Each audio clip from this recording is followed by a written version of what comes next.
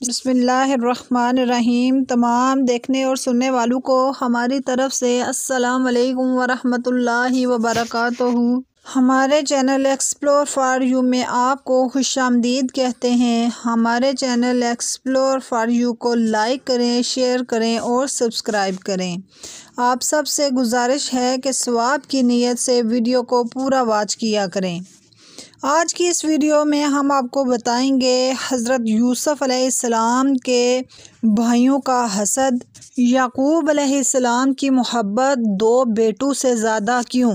بھائیوں نے یوسف علیہ السلام کو راہ سے ہٹانے کی کیوں ٹھان لی؟ اور کون سا بھائی قتل کرنے سے منع کرتا رہا؟ یوسف علیہ السلام کو جنگل میں لے جانے کے لیے بھائیوں کا حیلہ۔ یوسف علیہ السلام کے بھائیوں کا حسد۔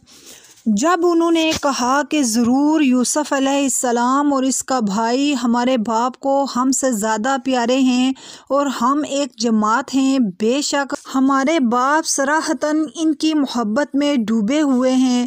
حضرت یعقوب علیہ السلام چونکہ حضرت یوسف علیہ السلام سے سب سے زیادہ محبت کرتے تھے اور ان کے بعد حضرت بنیامین سے، تو دوسرے بھائیوں کو اس پر حسد آیا۔ وہ کہنے لگے ہم تو ایک جماعت ہیں، باپ کی خدمت زیادہ کر سکتے ہیں اور ان کو زیادہ نفع پہنچا سکتے ہیں۔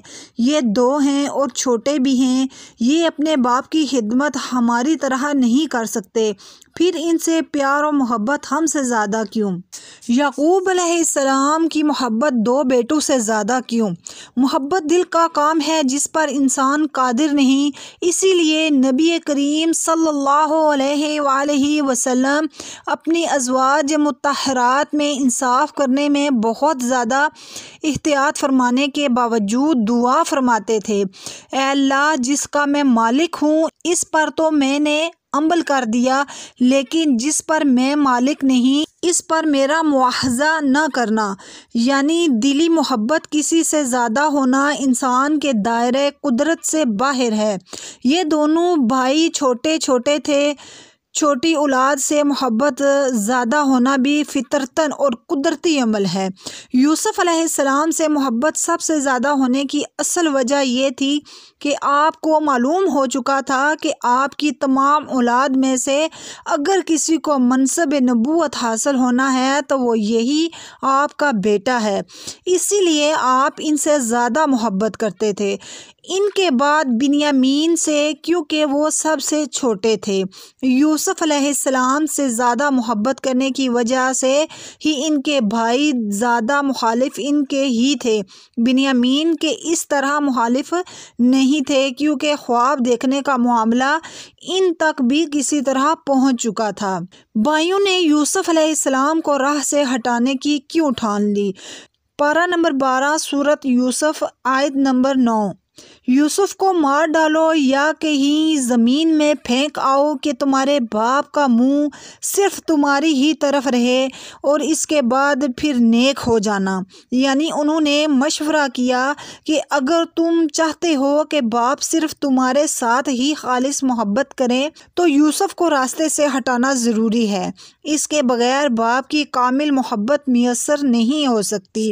وہ مسلمان تھے، کافر نہیں تھے، سمجھ رہے تھے کہ یہ عظیم جرم بھی ہوگا، لیکن حسد کی آگ نے انہیں اندھا کر رکھا تھا۔ وہ اپنے ارادے کو عملی جامہ پہنانے کا مصمم ارادہ کر چکے تھے، البتہ یہ سوچ رہے تھے کہ بعد میں توبہ کر لیں گے اور نیک ہو جائیں گے۔ صرف ایک بھائی قتل کرنے سے منع کرتا تھا۔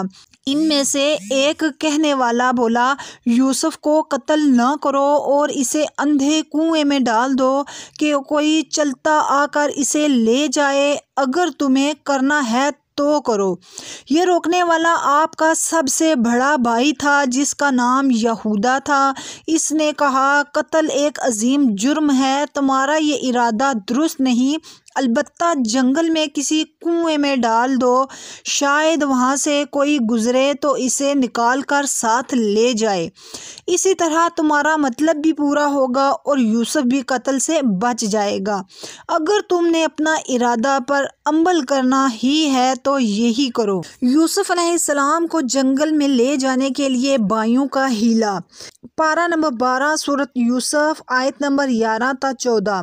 انہوں نے کہا، اے ہمارے باپ، آپ کو کیا ہوا کہ یوسف کے معاملے میں ہمارا اعتبار نہیں کرتے ہو؟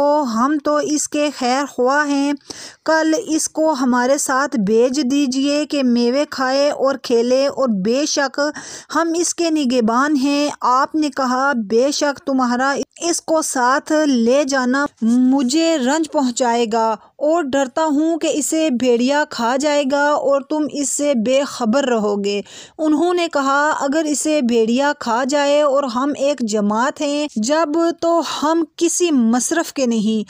ان کا شہر سے باہر جانے اور کھیل کی اجازت طلب کرنے کا مقصد یہ تھا کہ ہم دشمن سے جنگ کرنے کے لیے تیاری کریں گے، دوڑ میں مقابلہ کریں گے، تیر اندازی میں مہارت حاصل کریں گے۔ یہ ہماری جنگی تدبیر دیکھ کر وہ خوش ہوگا اور جنگلی پھل ہم اسے توڑ کر دیں گے، یہ کھائے گا، کیونکہ ہم اونٹوں کو چرانے اور انہیں چرانے اور انہیں چارہ کھلانے کی مشقیں بھی کریں گے، ان میں جنگلی درختوں سے پھل بھی حاصل کریں گے۔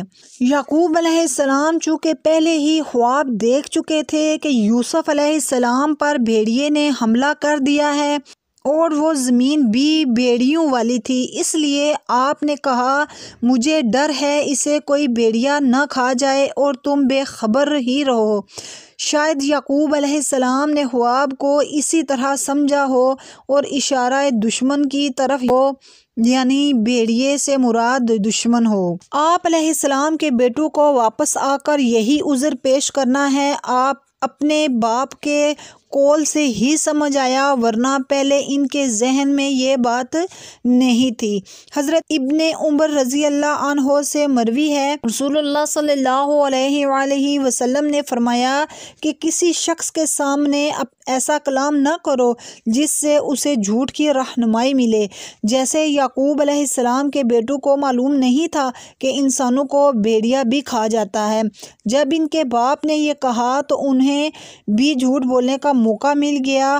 انہوں نے کہا کہ یہ کیسے ہو سکتا ہے کہ بھائیوں کی ایک جماعت، وہ جو بہت طاقتور ہو، کے سامنے ایک بھائی کو بھیڑیا کھا جائے؟ اگر ایسا ہو جائے تو ہم کسی کام کے نہیں ہوں گے، ہمارے ہوتے ہوئے بھیڑیے کی کیا مجال کہ ہمارے بھائی کو کھا جائے۔ یہ تھی ہماری آج کی ویڈیو، اس کے ساتھ ہی اجازت چاہتے ہیں۔ اللہ حافظ۔